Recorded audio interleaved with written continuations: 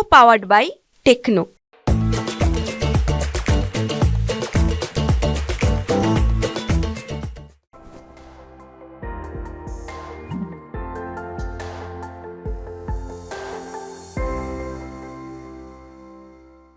दो 2005 में supreme court ने क्या कहा जो डॉक्टर्स के अधिकार के लिए बहुत इंपॉर्टेंट बात कही है। तो मैं चाहूंगी कि आप उस रूलिंग को भी जरा समझा दें ताकि जो भी हमारी इस बातचीत को सुन रहे हैं वो इस 2005 के सुप्रीम कोर्ट के इस इंपॉर्टेंट आदेश को समझें। तो इसको भी हम दो पार्ट में डिवाइड करते हैं। एक व्यक्ति के पास दो तरीके की संपत्ति हो सकती है। एक होती है उसकी सेल्फ एक्वायर्ड, और हम अभी हिंदूज की बात कर रहे हैं। हिंदूज में मेल के पास भी ये सेल्फ एक्वायर्ड वेल्थ हो सकती है, आपकी माँ के पास भी हो सकती है, आपके पिता के पास भी हो सकती है। चाहे वो माँ के पास हो चाहे पिता के पास हो संपत्ति, अगर आप एक बेटी हैं और उसकी सेल्फ एक्वायर्ड प्रॉपर्टी है तो उसमें आपका बराबर का अधिकार है जो बेटे का। पर 2005 से पहले जो दूसरी प्रॉपर्टी है पैतृक एंसेस्ट्रल, उसमें मैरिड वुमेन्स का राइट नहीं होता। 2005 में सुप्रीम कोर्ट ने एक लैंडमार्क जजमेंट में कहा कि, और Hindu succession act amendment act भी आया जिसने 2005 में कहा कि मैरिड डॉटर्स का वही अधिकार होगा जो मैरिड सन का। और इस कारण से पैतृक संपत्ति में मैरिड डॉटर्स का सेम अधिकार होने लगा जो सन का है।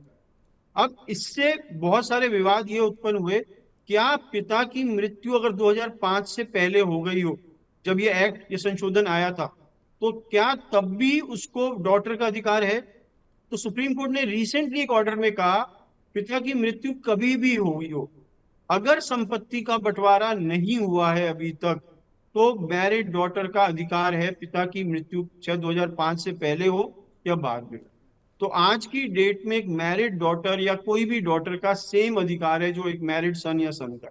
बिल्कुल। सो जेंडर बायस जो था वो हटा दिया गया है। बेटी और बेटे के दोनों के सेम अधिकार हैं। बेटी की शादी हो चुकी है तब भी, और पिता 2005 के पहले अगर गुजर चुके हैं तब भी यही नियम लागू होगा। इस क्लैरिटी के लिए शुक्रिया। हमने मैरिड बेटी की बात की, तो जब बेटी की शादी होती है तो उसमें हस्बैंड का भी एक रोल होता है और एक पार्ट होता है। तो ऐसे पेरेंट्स जो अपनी संपत्ति को अपनी बेटी को देना चाहते हैं वो कैसे इंश्योर करें कि शादी अगर मैरिड डॉटर है तो भाई उसके ससुराल वाले या उसके पति उसकी संपत्ति पर कब्जा ना करें और वो उनकी डॉटर के लिए ही एक्सक्लूसिवली डॉटर को ही उस संपत्ति पर अधिकार मिले। तो इसके लिए जो हमें बनानी चाहिए वो है एक प्राइवेट फैमिली ट्रस्ट, जिसको हम डॉटर प्रोटेक्शन ट्रस्ट की तरह बनाए। ये एक ट्रस्ट है जो मैंने और मेरी वाइफ ने मिलकर बनाई अपनी बेटी की सुरक्षा के लिए। हमने क्या करा, हम दोनों इसके सेटलर बने, हम ही दोनों इसके ट्रस्टी हैं, और इसकी जो बेनिफिशियरी है वो मेरी बेटी है और उसके आने वाले बच्चे हैं बेटी के बाद। इसमें जब तक हम दोनों जिंदा हैं हम ट्रस्टी हैं, हम दोनों में से एक भी जिंदा है वो ट्रस्टी है, और हम दोनों की मृत्यु के बाद बेटी और एक और व्यक्ति को हमने इसका ट्रस्टी बना दिया। अब क्या हुआ, हम दोनों की डेथ हो गई और बेटी ट्रस्टी है। अब इस ट्रस्ट के अंदर हमने लिखा हुआ है इसमें पैसा कैसे निकल सकता है, किस किस पर्पस के लिए निकल सकता है, कब कितना पैसा निकाल सकते हैं। हमने हो सकता है इसमें जो कैपिटल है उसको सुरक्षित कर दिया, खाली जो इनकम है वो डिस्ट्रीब्यूट करना अलाउ कर दिया। हमने बेटी के सर्वाइवल एक्सपेंसेस को मंथली गारंटी कर दिया। इसमें हो सकता है हमने उसके इवेंट बेस्ड कुछ खर्चा दे दिया कि जब आपके बच्चा होगा आपको इतना पैसा मिल जाएगा, जब आपकी शादी होगी तो इतना पैसा मिल जाएगा, अगर कल को आपको बिजनेस सेट करना है तो इतना पैसा मिल जाएगा, अगर आपको कोई मेडिकल ट्रीटमेंट है उसके लिए आपको इतना पैसा ट्रस्ट से मिल जाएगा। अब इसका फायदा क्या हुआ, सपोज उसकी फैमिली में जहां पे उसकी शादी हुई है ससुराल में एक फाइनेंशियल क्राइसिस आता है और वो लोग मुझसे कहते हैं कि आपको आपके माता पिता से जो संपत्ति मिली है वो इस क्राइसिस में हमें दे दो to help to overcome this crisis. अब ऐसी स्थिति में अगर आपकी बेटी नहीं भी देना चाहे तो वो मना नहीं कर सकती क्योंकि उससे रिश्ते खराब हो जाएंगे। पर अगर आपने ये प्रॉपर्टी ट्रस्ट में डाली है जहां पर बेटी को भी ये अधिकार नहीं है कि उसको निकाल ले, तो वो आराम से मना कर सकती है। वो कह सकती है कि मैं आपको देना तो चाहती हूँ पर मेरे माता पिता ने एक ट्रस्ट ऐसी बनाई है जिसमें ये पॉसिबल ही नहीं है कि मैं आपको दूं। तो इससे क्या होगा, रिश्ते रिश्ते बचे रहेंगे। तो ये एक बहुत अच्छा तरीका है मैरिड डॉटर्स को प्रॉपर्टी देकर उस पर अपना कंट्रोल और रूल्स एंड रेगुलेशन कायम रखना इवन आफ्टर यू डाई।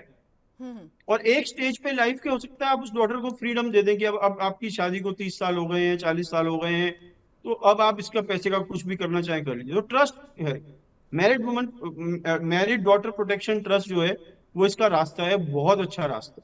अब मैं लेकर आती हूँ सर अमन जी का क्वेश्चन। अभी हम इनफैक्ट इस टॉपिक पर बात भी कर रहे थे। इनकी बेटी जो है वो मैरिड है और विदेश में रहती है, और ये कैसे इंश्योर कर सकते हैं कि भारत में इनकी जो भी संपत्ति है उसका हिस्सा आसानी से और बिना किसी कानूनी समस्या के ट्रांसफर हो जाए उनकी बेटी के नाम, जो कि विदेश में रहती है। मैम अब इनकी सपोज इनके पास एक फ्लैट है बॉम्बे में, राइट। इनकी डॉटर सपोज यूएस में रहती है। इनकी डेथ के बाद इन पे एक ऑप्शन है कि विल बना दें बेटी के फेवर में, और बेटी बॉम्बे आके उसको प्रोबेट कराए और फ्लैट अपने नाम कर ले। क्या बेटी ऐसा कर पाएगी जो बाहर रहती है? इसको अवॉइड करने का तरीका क्या है? अपने लाइफ टाइम में ही इस प्रॉपर्टी को ट्रस्ट में ट्रांसफर कर दो। तो टाइटल किसका हो गया? ट्रस्ट का। और ट्रस्ट डीड में लिख दीजिए कि जब तक मैं अलाइव हूं मैं इसका ओनर हूं, मेरे बाद मेरी बेटी इसकी ओनर है। तो अब आप उसको प्रोबेट की जरूरत नहीं है।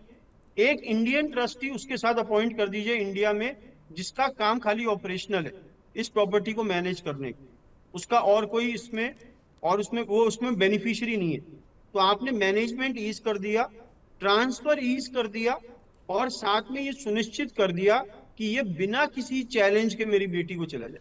अगर मैं आपसे पूछूं आपकी विल का सबसे बढ़िया एग्जीक्यूटर कौन होता है, सबसे अच्छा एग्जीक्यूटर आपकी विल का कौन होता है? तो आपसे अच्छा एग्जीक्यूटर आपकी विल का कोई हो ही नहीं सकता। और ट्रस्ट में मैं खुद ही अपनी विल का एग्जीक्यूटर बन जाता हूँ। मैं किसी और पर के लिए वेट नहीं करता कि मेरी डेथ के बाद ये एग्जीक्यूट करेगा। मैंने ही कर दिया। तो मैंने अपनी बेटी को मेरी लाइफ टाइम में कंडीशनल ट्रांसफर कर दिया। जब तक मैं अलाइव हूँ ये मेरे कंट्रोल में, मेरे बाद तुम्हारे कंट्रोल में।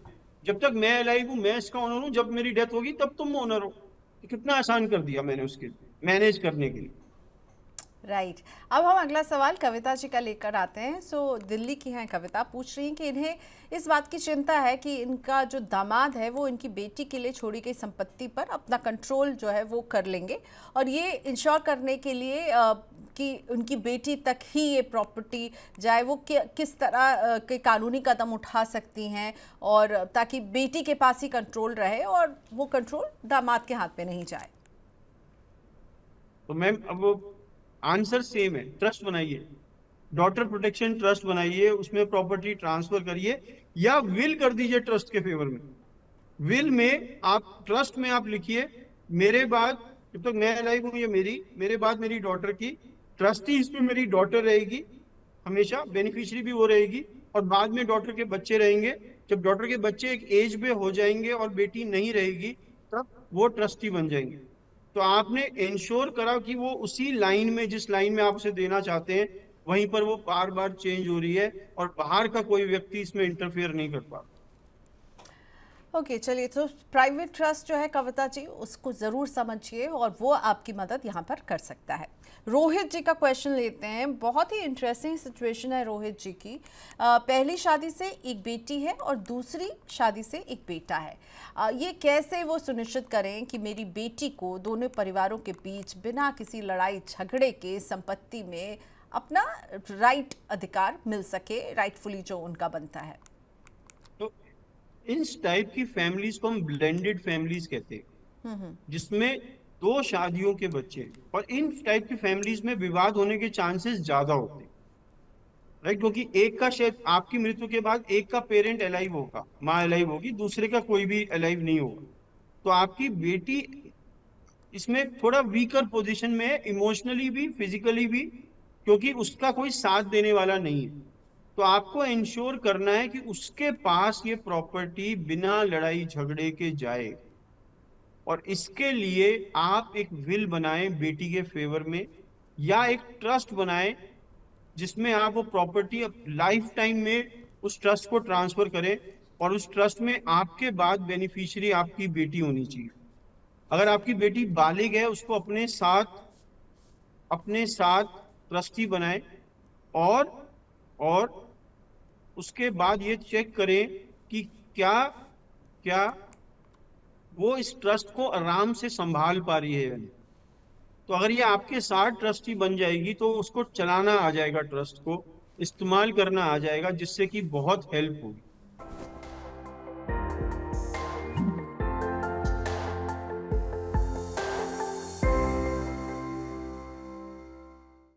को पावर्ड बाय टेक्नो।